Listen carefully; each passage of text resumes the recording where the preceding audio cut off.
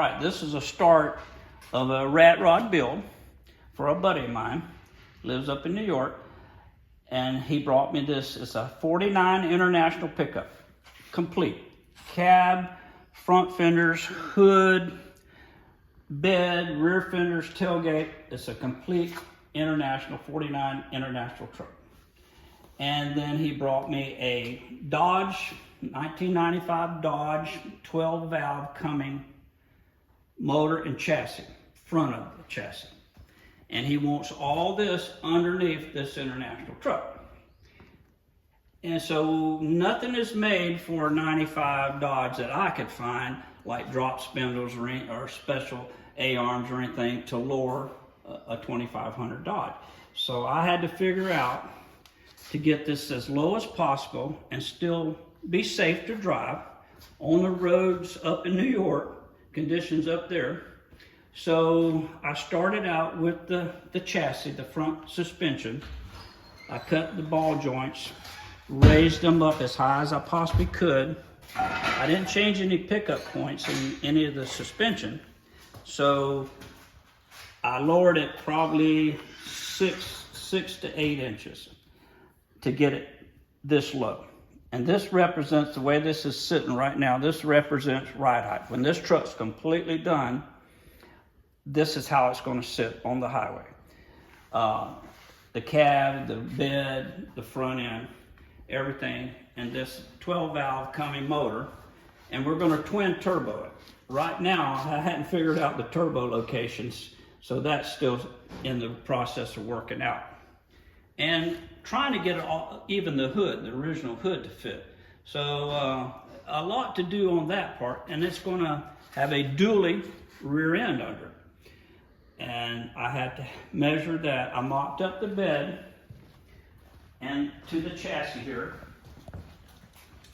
I mocked up the bed to be able to get my center line, my wheelbase center line, and to know how much I was going to have to take out of the rear end housing to get dualies under these fenders. So the outside tire of the dually will actually sit inside this fender, up inside the fender, and then the inside side of the dually will be on the inside of the bed. So once I did that, that gave me a measurement to know how much I was going to cut off the rear end housing. And actually it ended up being 7 inches per side of the housing.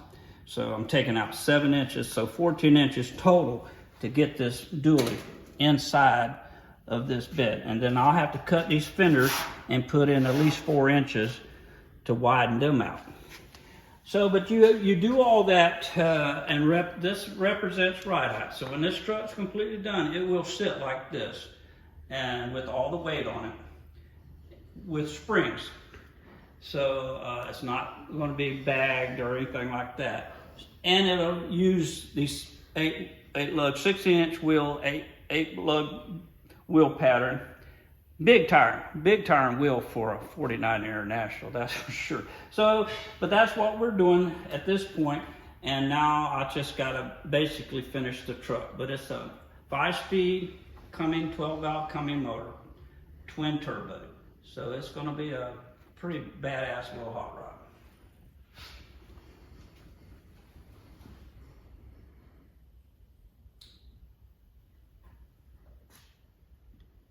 They build their own beds, so they contract with another company to build their beds.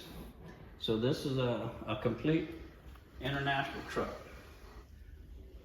with a Knox bed, and they're long bed. They never did make a short bed truck, so we're keeping it long bed. The radiator will have to be mounted in the bed of this truck, and I've got to build a trailer hitch for him because he wants to pull a gooseneck trailer every now and then. And so it's a pretty challenging build to get a complete body on top of a 2500 Dodge. So that's what we're up against. But hopefully we can do it. There's the dually wheels over here. Yeah, that's the dualies. Wear out tires, but that's the wheels for it for sure. Now show me how this bed lifts up, how you can adjust it and all. Yeah, so to get in there, I've got to build the back half of this chassis. So it'll have to come off the main rail up there by the transmission. I'll come back, zit up over the rear end housing, and then on top of that, he wants a trailer hitch built with a 2 5/16 ball. So I have to make all that good and strong. And so the cab, I can lift the cab straight up on my lift to get it out of the way so I can get in there and start building the chassis. And the bed's the same way. We can lift the bed up, set it right back down. That locates it. I don't have to get my level out. I don't have to square it up. This locates it, keeps it square, so I can pick it up and move it out of the way.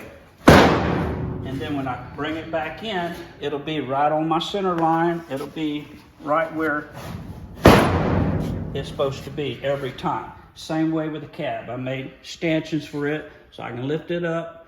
I set it back down. It'll be exactly the height. It'll be centered, and you don't have to fight or adjust that every time. So that represents right there. Yeah, I can come off the surface plate here, measure up. That's to know that I am at 40 inches. That's completely level.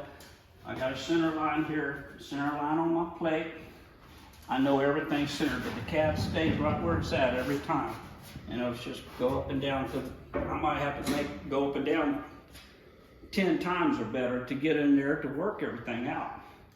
And I'm a one-man show, so I don't have 4 or 5 guys lifting all this stuff up and down, so I've got to figure out how to do it myself. So it takes a little time to mock it up, but then it saves you in the long run, and then you've got a good square vehicle at the end. So it's the regular chalk line used for like construction down here on the floor? Yeah, I just put the center line down. This is a metal plate that I put in the floor, but it's a 8 foot by 20 foot, 3/4 inch plate. And I just have center line. Then I make my wheelbase line. And then when you start building all this, you just build off of that. You can use plumb bobs or whatever to get everything good and square. Because this guy's really going to drive this thing. It's going to be a good driving, good handling truck, and he will use it. So it's got to be safe, for one, and it's got to sit halfway decent, so being a rat rod. But most rat rods, they have a cab, and the motor's exposed, the front suspension's exposed, the radiator's exposed a lot of time with some little makeshift grill out front.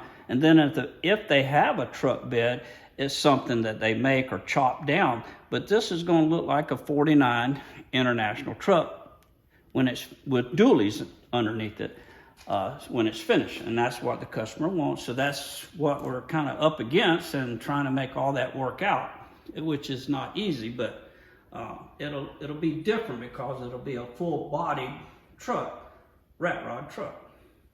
And it'll look like a 49 International somewhat, with some modifications. So, but yeah, it's going to be a neat build.